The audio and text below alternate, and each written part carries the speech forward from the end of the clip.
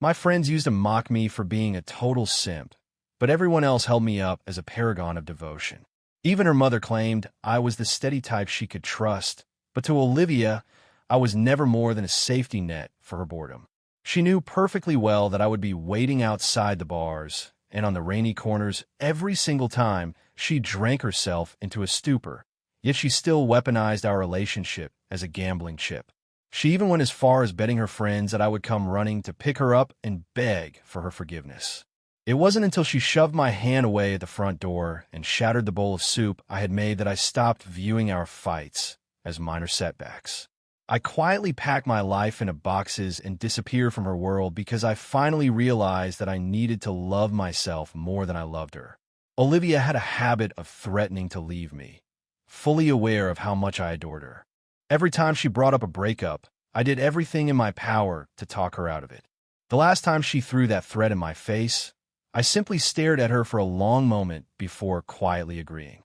5 years had slipped away, and she had finally managed to drain every ounce of love I had left for her. Olivia decided to break up with me over another trivial disagreement that afternoon. Her childhood friend, Ethan Parker, was celebrating a birthday and had just moved back to Chicago after years of living abroad. Olivia and her entire social circle had organized a big party to celebrate his birthday and welcome him home. Olivia had completely forgotten to mention the party to me beforehand. By the time she was ready to leave, I had already set the table and spent hours simmering the specific soup she loved.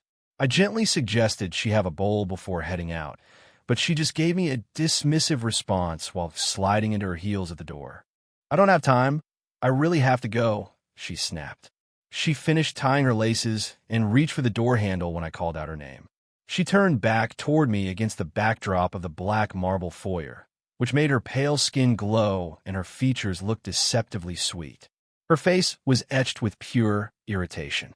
I walked over with the bowl and gently caught her wrist, telling her that she shouldn't go out to drink on an empty stomach since she had slept in late. She let out a sharp, annoyed sigh and told me to stop trying to control her life because it was driving her crazy. With a sudden jerk, she threw my hand off.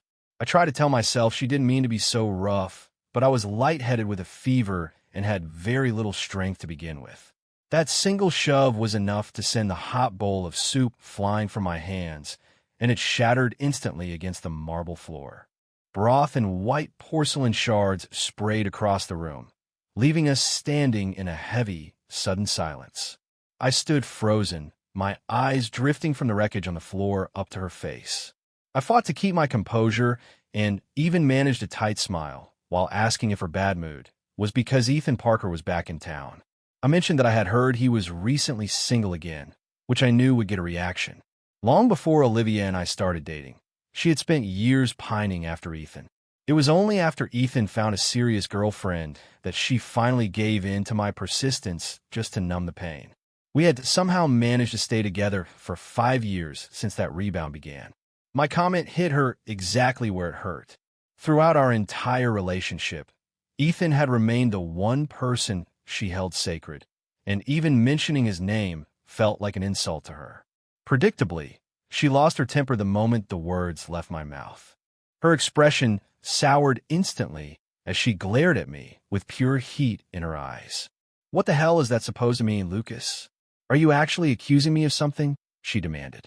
She told me to stop being so insecure and paranoid over nothing because it was getting exhausted, then told me we should just break up if I had such a problem with her. Olivia used the threat of a breakup like a verbal tick whenever she was frustrated. To her, ending the relationship wasn't a real consequence, but just a way to express her irritation. In the past, I had always been the one to smooth things over and talk her into staying. The moment the words left her lips this time, I just stood there and studied her face for a long, quiet minute. I let out a soft chuckle and simply said, "Okay, Olivia, let's do it." She looked stunned for a heartbeat, but her hurry to get to Ethan's party took precedence, so she just turned around and walked out the door without another word. Packing my life away didn't take long at all. Olivia had always been protective of her personal space, so I had never kept much at her apartment anyway. Once I finished scrubbing the soup off the floor, I looked at the leftovers on the stove and quietly tucked them into the refrigerator. I realized this was likely the final time I would ever cook for her. Once my bags were ready, I opened iMessage to send a formal goodbye as a courtesy for the 5 years we had spent together. Before I could type a word, a notification popped up in our group chat from a mutual friend sharing a video. The video was taken inside a dimly lit karaoke lounge with neon lights pulsing in the background. Olivia was standing center stage with a microphone in hand, singing a romantic duet with a man who looked very familiar. It was Ethan Parker, looking exactly like the first love she had never quite forgotten. Over the years, I had heard her friends joke about how that specific song was a tradition for Olivia and Ethan whenever they went out. It wasn't that the lyrics were deeply profound to them, but rather that Ethan had followed her around since they were kids, constantly promising he would marry her when they grew up. The song had eventually turned into a long-standing inside joke among their circle of friends. After the video ended, I deleted my draft and decided against sending a goodbye message at all. I realized Olivia didn't actually need or want my closure, so I grabbed my suitcase and took one final look at the apartment before locking the door behind me. The living room was spotless and silent, and the wreckage from our final argument had been completely erased as if it had never occurred. I let out a long breath and found myself feeling strangely grateful for Ethan's return. If she hadn't been so desperate to celebrate his arrival, I wouldn't have had these uninterrupted hours to move my belongings out so peacefully. I had expected to feel some kind of devastating heartbreak. 5 years is a long time to spend with someone. Yet as soon as I reached my own place, I fell into a deep and effortless sleep. The silence was broken at 2 a.m. when Olivia called. She was clearly intoxicated because her voice was an octave higher and far more piercing than usual. It was her usual routine to call and demand why I wasn't there to drive her home after a night of drinking. I was still half asleep and told her that I was in bed and we could talk in the morning. Before I could even finish the sentence, the line went dead. I wasn't able to get back to sleep after the interruption, and I found myself wondering why she had called at all. Given that it was her big reunion with Ethan, I assumed she would be busy playing the perfect host and making sure he got home. The fact that she was calling to complain about my absence made me realize it was probably just another one of her games. I figured she had likely lost another bet with her friends about my whereabouts. Back when we first started dating, she went out to a bar with her circle of friends on a rainy night. I didn't want to kill the mood by hovering over her, so I decided to wait in a bookstore across the street instead. I just wanted to be there to make sure she made it home safely after she had been drinking. I spotted her the second she stepped out into the rain, and I walked over with an umbrella and a smile to tell her it was time to go home. I used to think the words us and home carried so much warmth. Her friends immediately started teasing her, asking how she had managed to land such a sweet and devoted guy. There was no secret to it because I had been the one pursuing her from the start.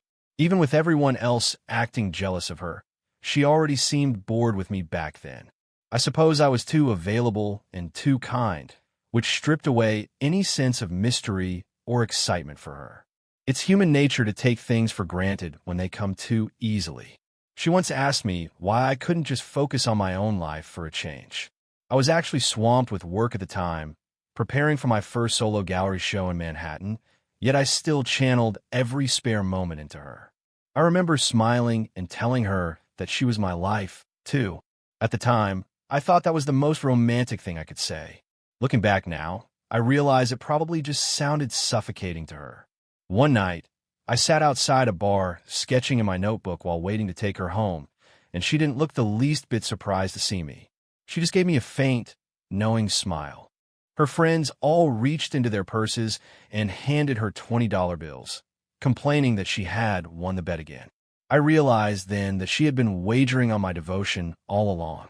She must have lost the bet tonight, which explained the sheer hostility in her voice over the phone. I got out of bed to get a glass of water, and as soon as I finished it, she called again. I saw a string of missed calls lighting up the screen. I answered and asked what was going on, but there was only a chilling silence on the other end of the line. "Lucas, I'm home," she said coldly. "Where's all your stuff?" She had finally noticed the empty shelves and the missing suitcase. I had honestly expected it to take her days to realize I was gone.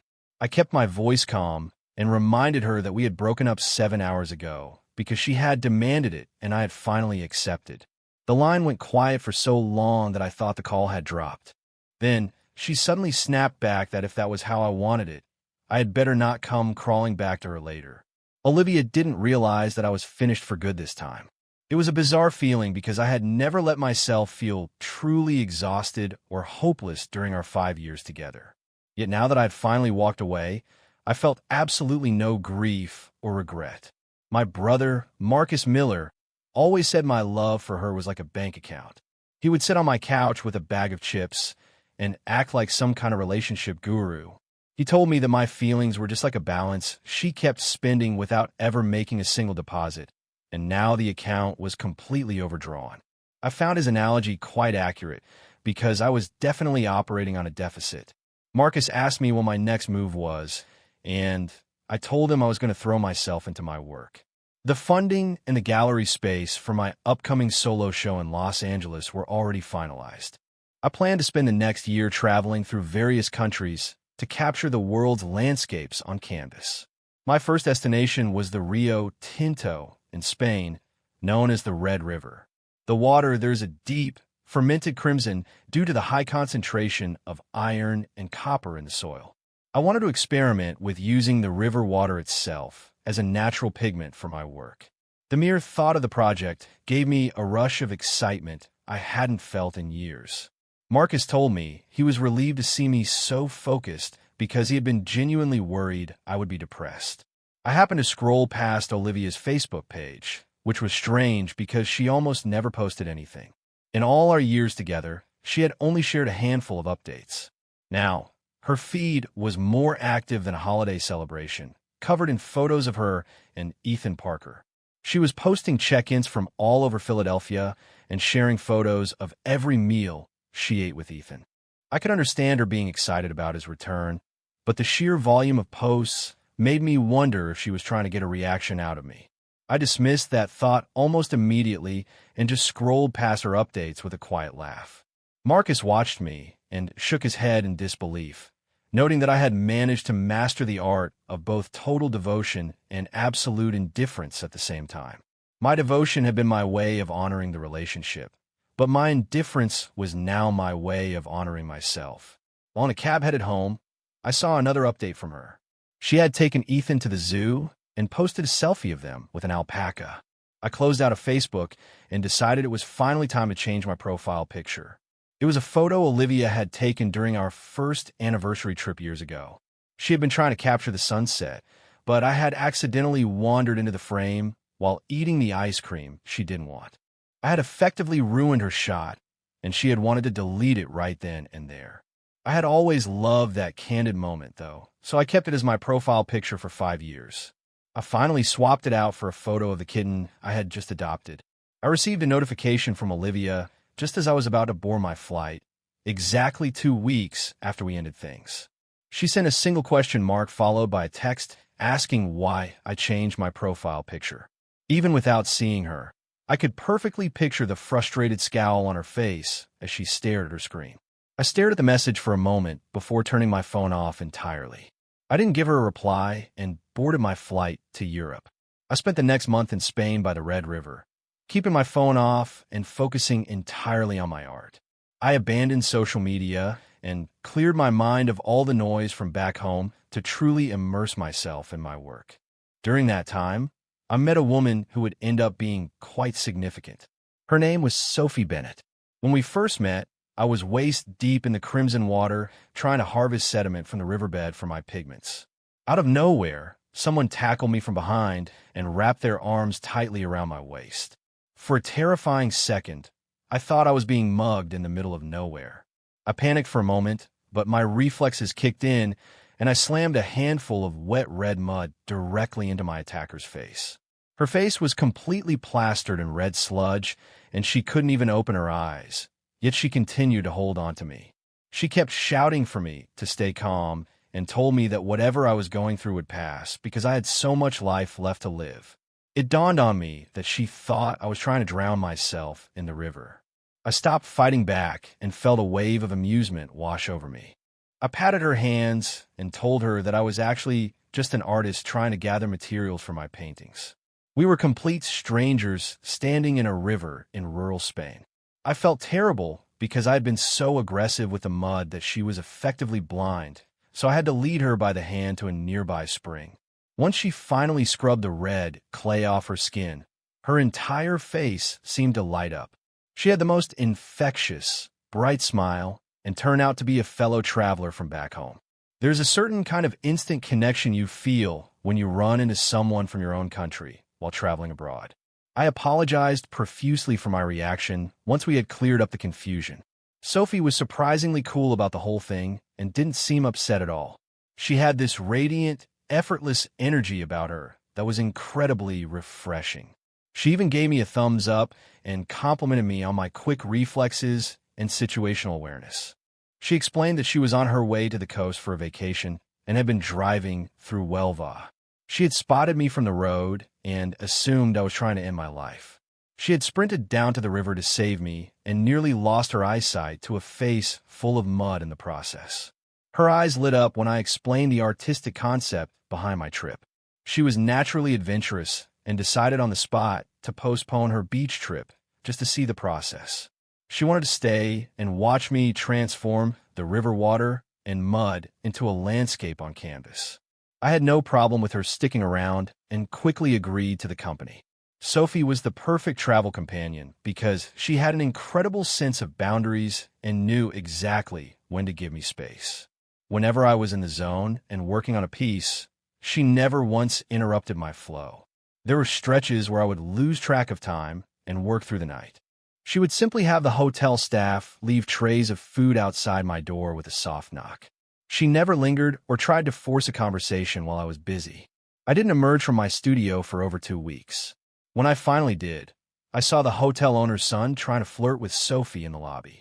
She seemed to be a favorite among the locals, but she gracefully turned him down before noticing me. She gave me a long look from head to toe and teased me about my appearance.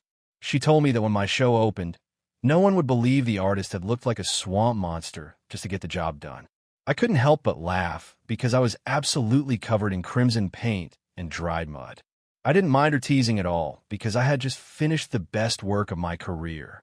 I looked at her with an excitement I couldn't contain and told her it was finally time to see what I had been working on. She seemed to lose her train of thought for a moment before following me into the temporary studio. I had completed a massive 6-foot canvas that captured the Red River in stunning detail. The moment Sophie saw it, I could see the genuine awe and wonder in her expression. Her reaction was the ultimate validation of my hard work. She stood there in silence for what felt like forever before turning to me and telling me it was a true honor to be the first person to see the masterpiece. I took her out for a celebratory dinner to thank her for everything she had done for me during the trip. We both valued our independence, so when it was time to leave 3 days later, we didn't even bother to exchange phone numbers. We were just two people crossing paths and making a journey more interesting for a brief moment. She headed off to finish her vacation, and I stayed behind for a few more days of solitude before heading back to the States. I was shocked to find her sitting in the first-class cabin on my flight back to Chicago. I thought my eyes were playing tricks on me since she had planned to stay in Europe for another 2 weeks. Sophie looked just as stunned as I was when our eyes met. She gave me a helpless shrug and explained that things were falling apart at her company and she had to get back to deal with a minor insurrection. I couldn't help but laugh at her phrasing. We landed at O'Hare around 2 in the morning and her driver was already waiting at the curb. She was kind enough to offer me a ride home since it was on her way. I hadn't left my car at the airport, so I accepted the offer and thanked her. When the car pulled up to my apartment building, I stepped out and thanked her one last time.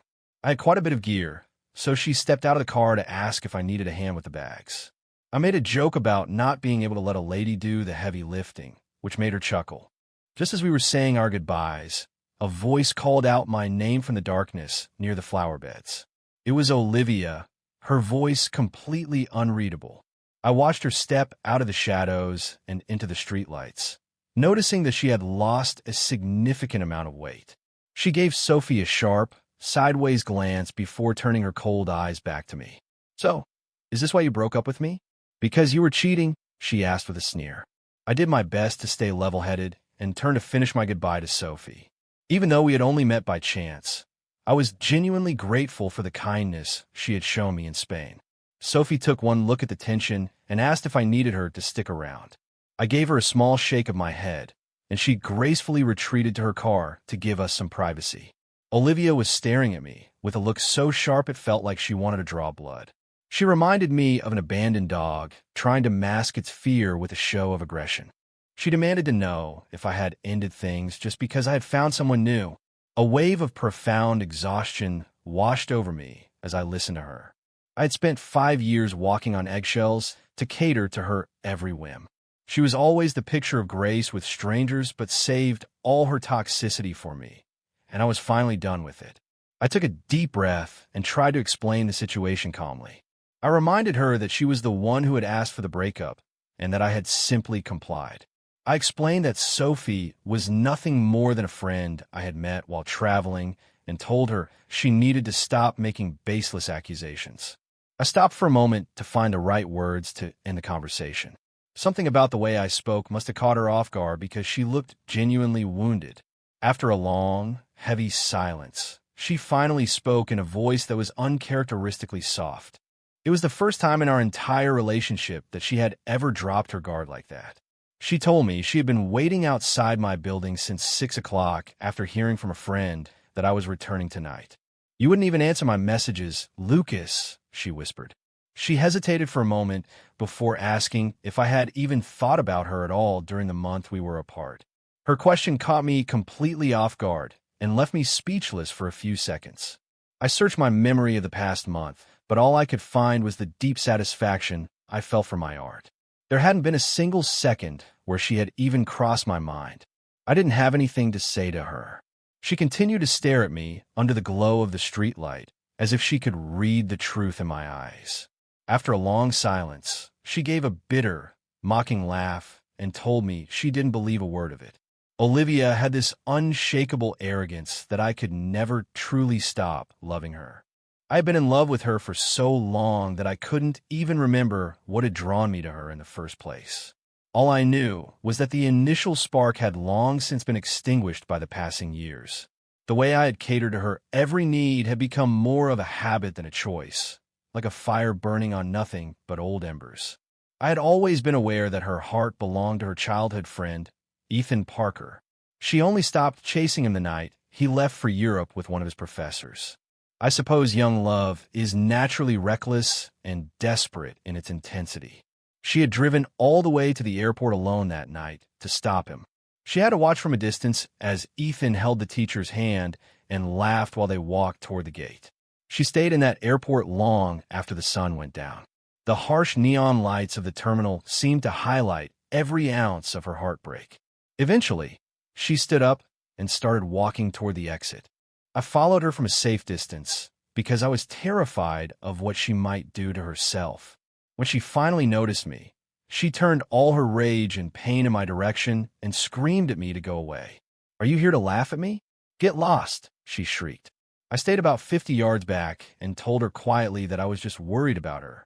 She spent the entire night walking the 10 miles from the airport back to the university campus. It was undoubtedly the most miserable and humiliating night of her life.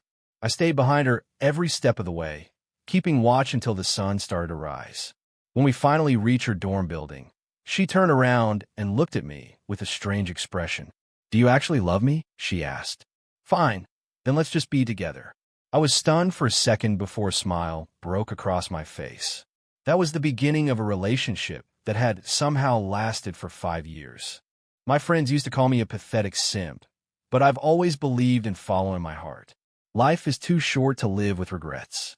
In the few seconds after Olivia proposed we date, I ran through 4 questions in my mind. Did I know she was in love with someone else? Yes. Did I know she didn't actually love me? Yes.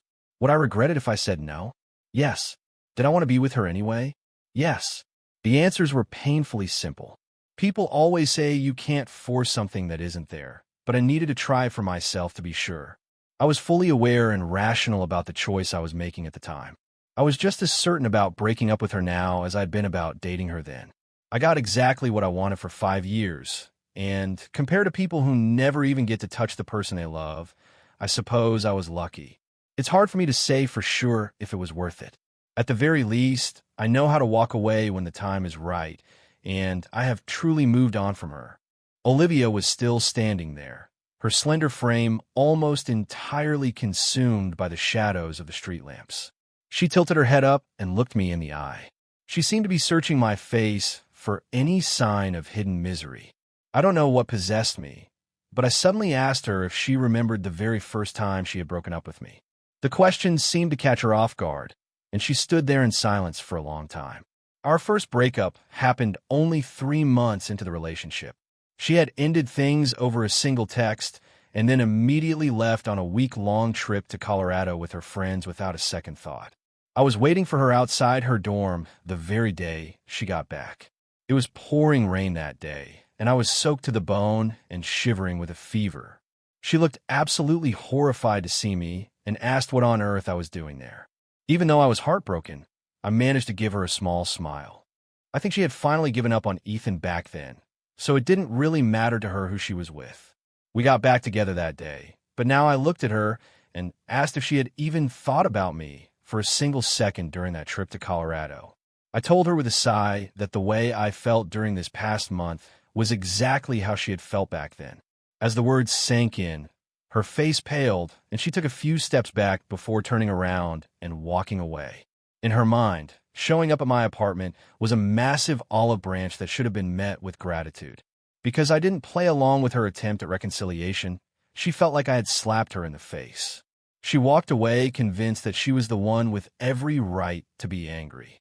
When my friends found out she had come see me, they joked that maybe she finally realized she loved me now that I was gone.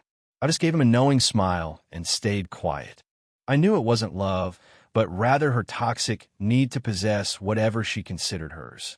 The guy who had spent years worshiping her had suddenly vanished without a trace after the breakup. There were no desperate texts, no pleas for another chance, and no more check-ins to see how she was doing.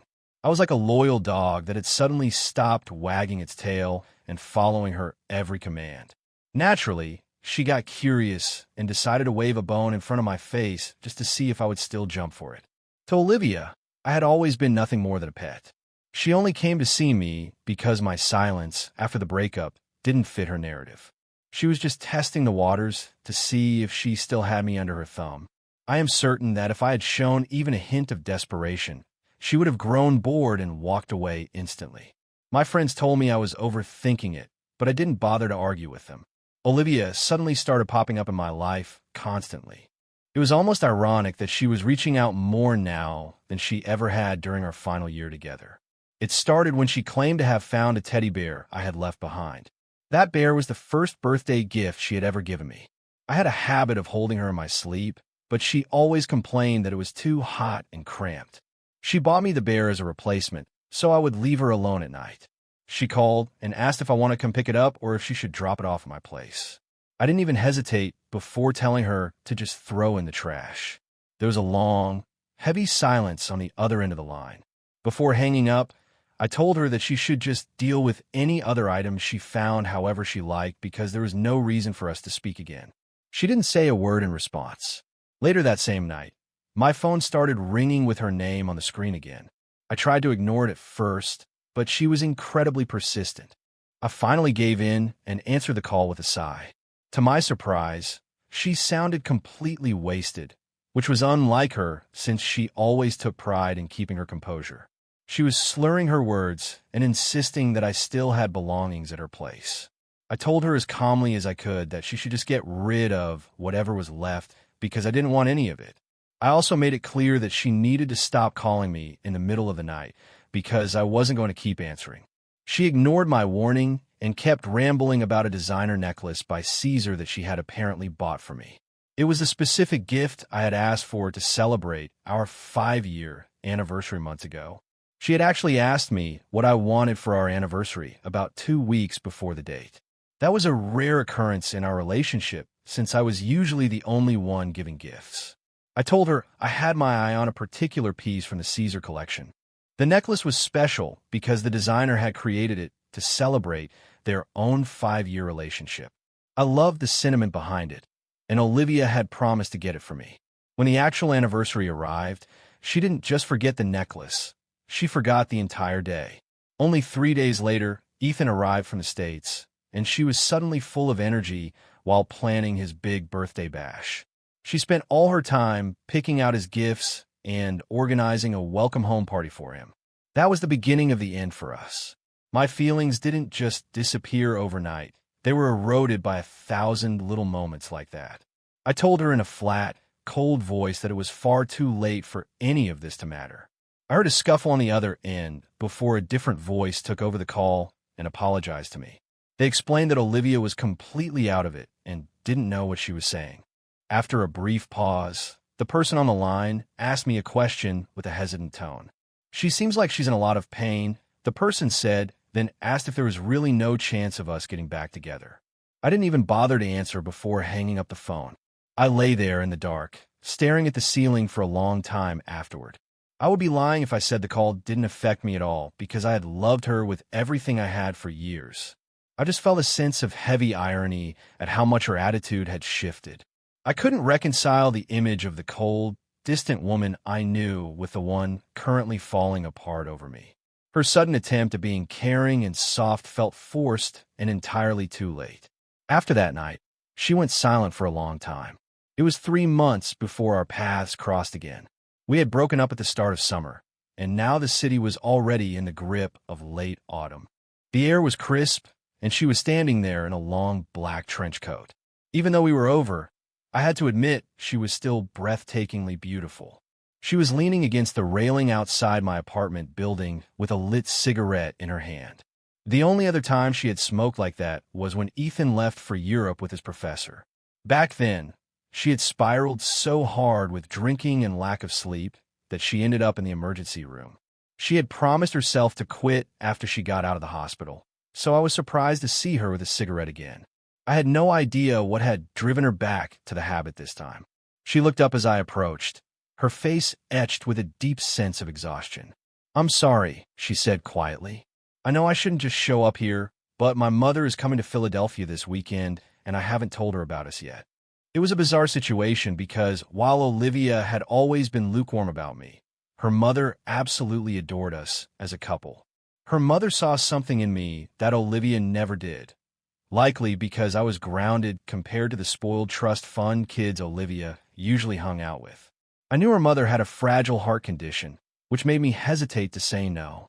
Olivia looked at me with genuine desperation in her eyes and promised it would only be for 2 days. She said she would find a way to break the news to her mother gently once the visit was over. I let out a long sigh and eventually gave her a small nod of agreement. She took a step back and thanked me with a politeness I wasn't used to from her. Before she left, she handed me a small gift bag and told me to take care of my throat as the weather changed. My chronic throat issues during the autumn months were a recurring problem I had dealt with for years. Every time the seasons shifted, I would come down with a nasty throat infection. For years, she had been having a friendship over specific supplement from overseas that kept the symptoms at bay. I was genuinely stunned that she had actually remembered to order them for me this year. I watched her drive away while holding the bag, feeling a confusing mix of emotions. Her mother's visit lasted 2 days, and to keep up the charade, I had to move a few of my belongings back into Olivia's apartment temporarily. As soon as her mother left for the airport, I started packing my things back into my suitcase. Olivia followed me around the apartment in total silence. I was just about to head for the door when she suddenly reached out and grabbed my wrist. She kept her head down so I couldn't see her face, and her voice was barely a whisper when she asked if I could stay. She eventually looked up at me and started explaining herself in a very controlled, measured way. She insisted that there was nothing going on between her and Ethan Parker. She admitted to feeling a spark when he first arrived, but she claimed it was just a natural reaction to seeing her first love again. She told me she had no intention of actually pursuing a relationship with him. Her voice started to crack as she spoke, and she took a shaky breath before continuing.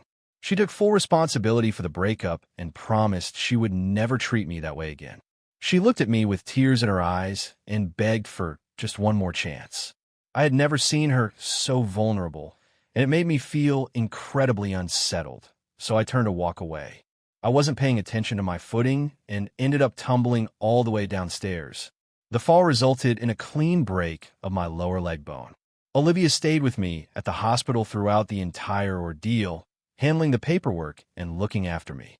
When I finally came around after the surgery, I found her fast asleep right next to my bed. The hospital was overcrowded and there were 4 patients in my room. She had squeezed herself into the tiny gap between the beds, and she looked so uncomfortable and pathetic with no room to even stretch her legs. She was clearly having a restless sleep because her brow was furrowed in a deep frown. She was gripping my hand so tightly that I knew she would wake up the moment I tried to move. I thought about pulling away, but eventually decided to let her hold on for the rest of the night. As the anesthesia wore off, the throbbing pain in my leg made it impossible to sleep. While I lay there, my mind drifted back to a night early in my career, shortly after I had graduated from college.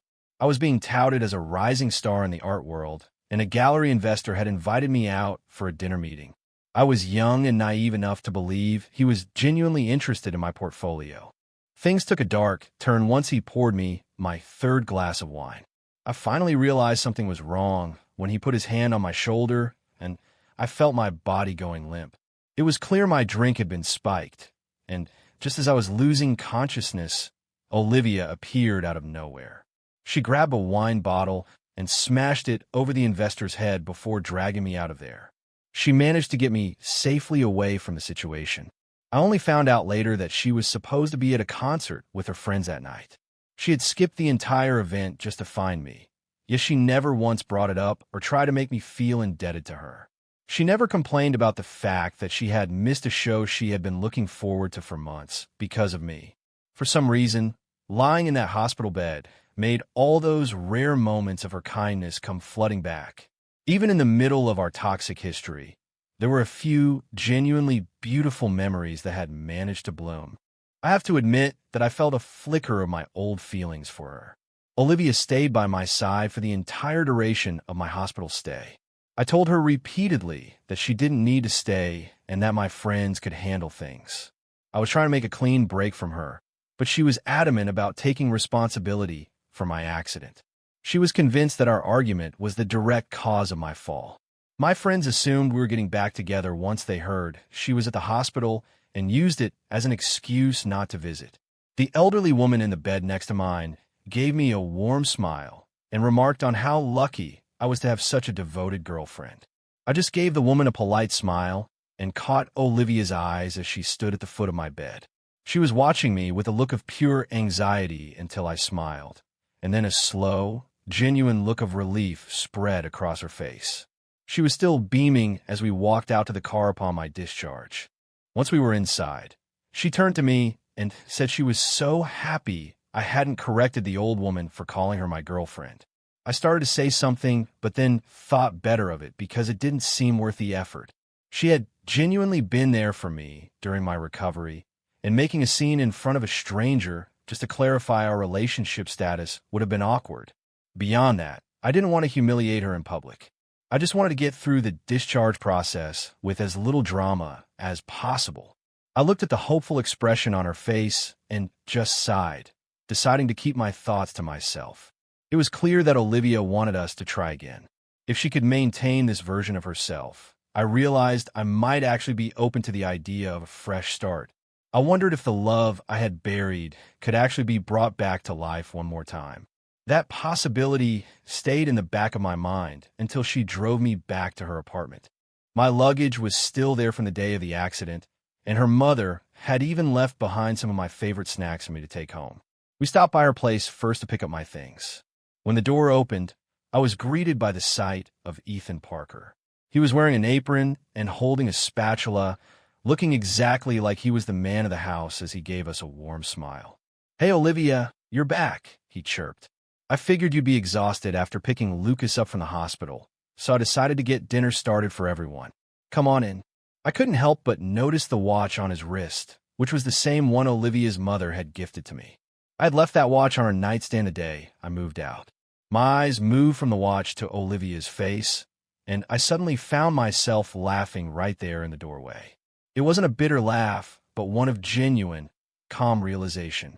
In that single moment, the truth hit me with absolute clarity. Olivia and I would never work out. Whether it was 5 years ago or today, whenever the three of us were in a room together, I was always the one who didn't belong. I realized that I didn't even care anymore. I stayed by the door and told them as politely as possible that I couldn't stay for dinner.